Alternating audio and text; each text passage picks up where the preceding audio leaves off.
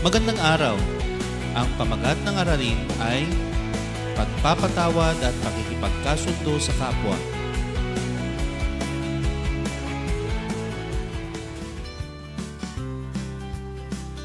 Walang sino man ang perpekto dito sa mundo.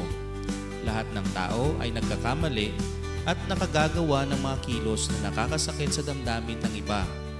Kaya't bilang isang nilalang ng Diyos, tungkulin nating magpatawad sa iba gaya ng pagpapatawad ng Diyos sa atin sa ating mga nagawang kasalanan sa Kanya. Ito ay para maging maayos din ang ating relasyon sa mga taong nakapaligid sa atin. Madalas, nahihirapan tayong magpatawad sa iba dahil hindi natin alam kung paano ito gawin. Si Everett Worthington, isang eksperto sa larangan ng pagpapatawad, ay lumikha ng modelo ng pagpapatawad na tinawag niyang REACH. Ito ay binubuo ng 5 hakbang.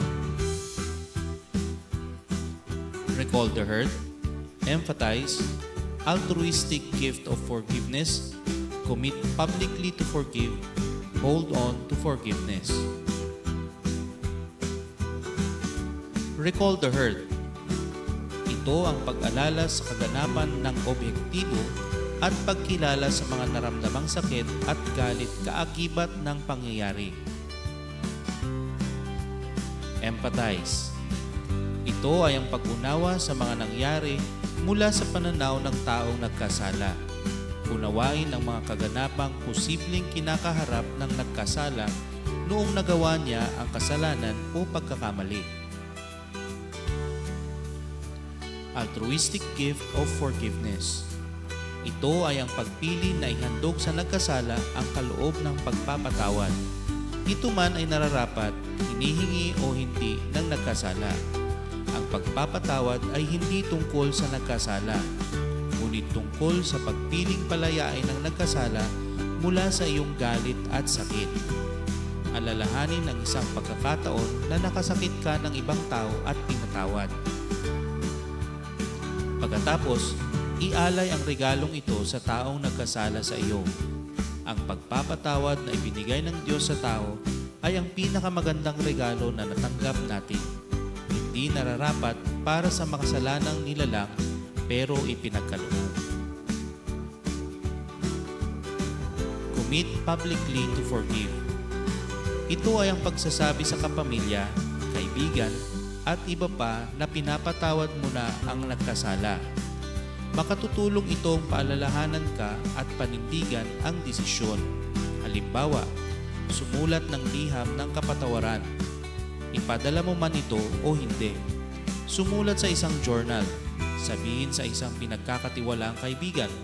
O kung magagawa mo, sabihin sa taong nagkasala sa iyo. Hold on to forgiveness. Ito ang paninindigan at pagtayo sa desisyon na magpatawad. Maramdaman man muli ang sakit o galit. Ang pagpapatawad ay hindi paglimot. Ang mga alaala ng pagkakamali at damdamin ay lalabas muli. Paalalahanan ng iyong sarili na nagpasya kang magpatawad. Sa pakikipagkasundo naman, itanong sa sarili ang 2 katanungan. Nais ko ba talagang makipagkasundo sa taong nakasakit sa akin? Ligtas at makabubuti ba para sa akin na ipagkasundo ang relasyong ito? Ang pagkakasundo ay nangangailangan ng magkabilang panig ay handang baguhin ang kanilang mga pag-uugali sa isa't isa at muling buuin ang tiwala.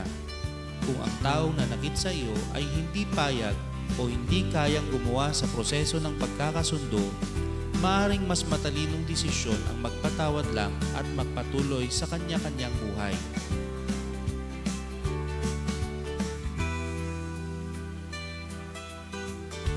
Kung napagdesisyon ng makipagkasundo, maaaring gamitin ang modelo na ito. Isiping nasa magkabilang panig ng tulay at parehong handang gawin ang bawat hakbang ng pakikipagkasundo. Habang nagpapatuloy kayo sa proseso ng pagkakasundo, kayo ay humahakbang patungo sa isa't isa at magtatakbo sa ika-5 hakbang.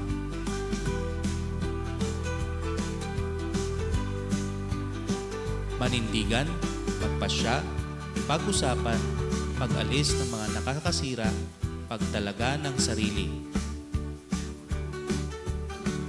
Manindigan. Ito ang unang hakbang ng pagkakasundo, kung saan ang magkabilang panig ay parehong naninindigan na makipagkasundo sa isa't isa. Magpasya. Ang dalawang panig ay dapat magpasya kung, paano, at bakit nila nais na maayos ang relasyon. Ito ang unang hakbang tungo sa pagkakasundo. Pag-usapan. Sa puntong ito, kailangang pag-usapan ng magkabilang panig ang tungkol sa mga paglabag na nagawa nila laban sa isa't isa. Maaring parehong maramdaman ng dalawa na sila ang biktima at ang nagkamali ay ang isa.